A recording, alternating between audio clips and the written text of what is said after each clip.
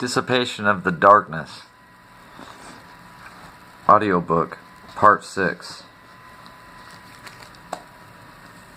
Nathan arranged for the marriage of his daughter Esther to Samuel Lawrence, who was not of his Levi's descent. Not having male children nor close family members, Nathan delivered the history to his grandson Jonas, the son of Esther and Samuel Lawrence, as legal heir. This is the illegality in the inheritance, because Jonas is not a descendant on his father's side, as the law requires. This Jonas is my father, and the one from whom naturally we have received this history. Our inheritance is legal, indeed, and we received from him another inheritance, the Christian religion, because he married a Christian Protestant named Janet, the daughter of John Lincoln, and converted to Christianity. Jonas was the one who translated the history of Portuguese, dividing it into 2 chapters and adding confirmed truths and the revelations of investigations. From him I inherited the history just as you see it. He and Janet, his wife, received the idea of publishing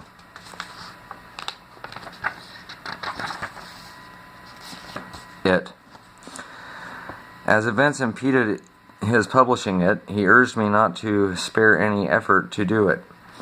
He told me once, "If the events that impede my publishing the history persist, you, Samuel, must do whatever is possible to print it and publish it," unquote. I, too, oh such bad luck, have had misfortunes because of my illness, as you see. If I am not cured, I ask you, as my grandfather asked me, on you, George, on you alone depends the fulfillment of the testimony. From the text of this history, you now know that your grandfather, Jonas, was not of the descent of the founders of the association.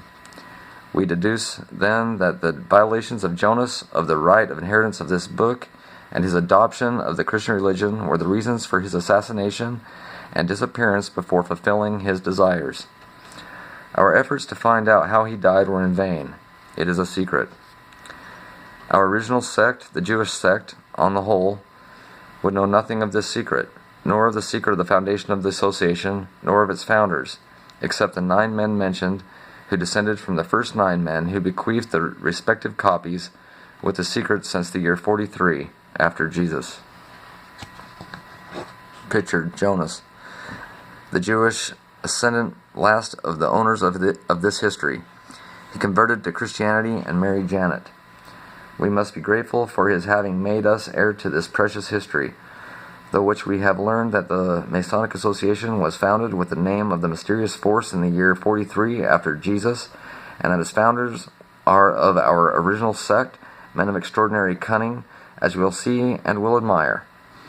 They gave it that name because, as they believed, the force was born with it and would remain concealed in it, growing little by little until the time of its revelation. At that time it had 2 goals. The first, to impede the apostolate of Jesus' men and to combat their preaching. The second, to preserve political influence. But that force did not grow so much due to its terrible name.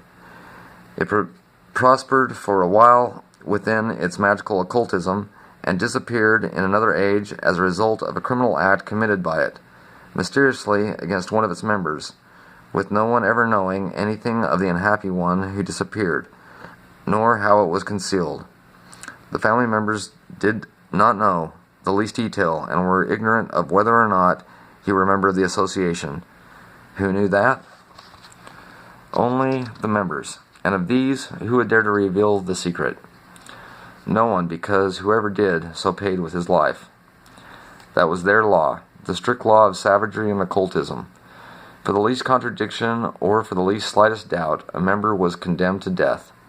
A tribunal of 3 judges determined the sentence of the accused, and in the greater number of cases by a simple rumor concerning this conduct. The accused knew the accusation and the sentence at the moment of his assassination.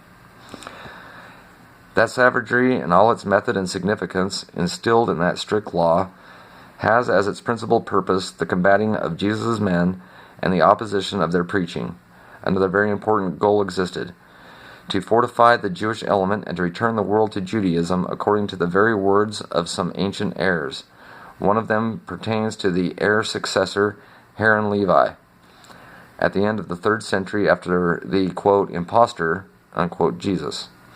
Another text is recorded at the beginning of the 7th century, after the quote impostor, unquote, Muhammad, founder of the Mohammedan religion, who, quote, claimed, unquote, to prophesy, as did the, quote, impostor, unquote, Jesus. This text that pertains to Levi Moses Levi, and that is recorded in this book, manifests the, quote, great disorder that the appearance of Muhammad caused among the mysterious ones themselves, and the irrepressible hate toward his men and followers, unquote.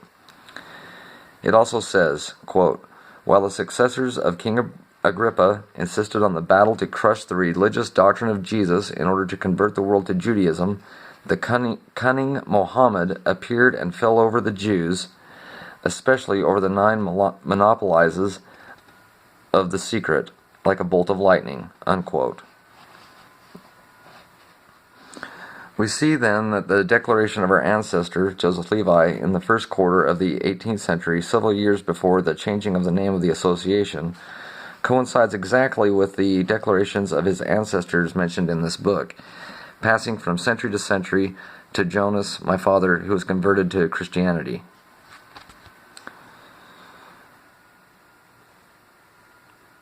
We see then, in all the texts of this history, that the fundamental principles of the association are opposed to Jesus and his men, and later opposed to Muhammad and his men, its purpose being to protect and to preserve only the Jewish religion.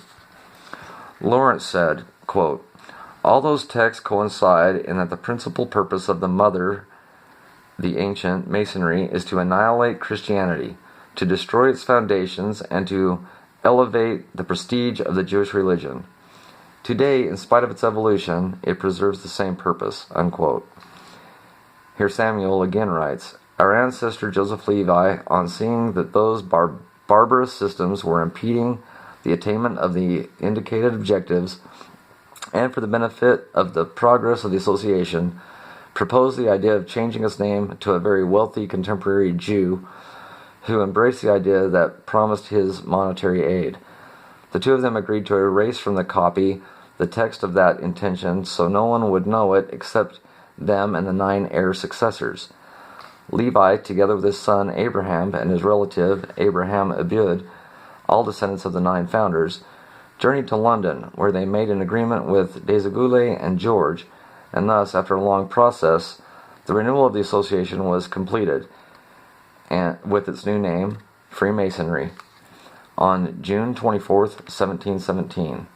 Quote, Freemasonry, unquote, a word composed of a noun and an adjective, free-masonry, proposed by our ancestor Levi and approved by the collaborators on August 25th, 1716. From June 24th, 1717, the association suffered important evolutions and changed its barbarous aspect, but in what pertained to occultism, it became much stricter. After reading this history and knowing all the hate unleashed against the two religions, the Christian and the Muslim, the fact that it was solely Jewish was confirmed to me, because to the present it has not been heard that Masonry combats the Jewish religion. In the two worlds, the Christian and the Muslim, we see that the Masons affiliate themselves at the beginning with all occultism. We see them, after receiving the fundamental secrets, denying their Masonic affiliations and less faithful to their religious creeds. Is there any doubt, then, that Masonry is the mortal enemy of these two religions? The Masons, observing the general mistrust towards their association, create a false front, establishing common associations with other names, but with the same ends to which they have joined these people, fearful of their name for the purpose of snare men and their money, thus fortifying Masonry. The members of these common associations then go on to be members of Masonry. The origin of all these deceits is Jewish, to revive Jewish principles.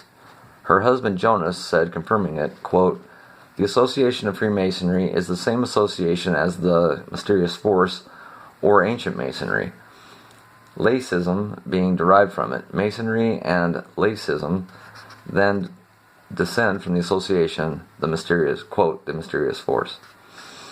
In this way, the association progressed and a form continued until it